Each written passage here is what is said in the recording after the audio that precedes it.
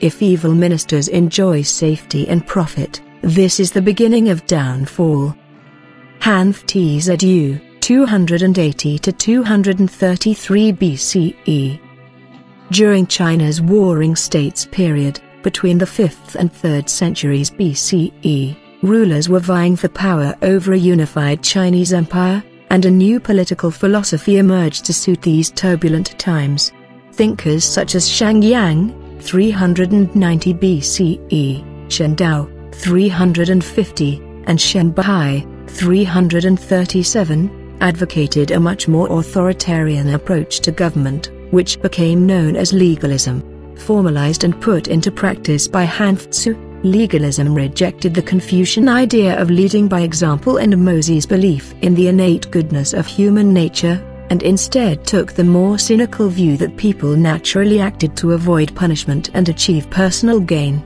The only way that this could be controlled, the legalists argued, was by a system that emphasized the well-being of the state over the rights of the individual, with strict laws to punish undesirable behavior. Administration of these laws was handled by the ruler's ministers, who in turn were subject to laws that held them accountable, with punishments and favors given by the ruler. In this way, the hierarchy with the ruler at the top could be maintained, and corruption and intrigue among the bureaucracy could be controlled.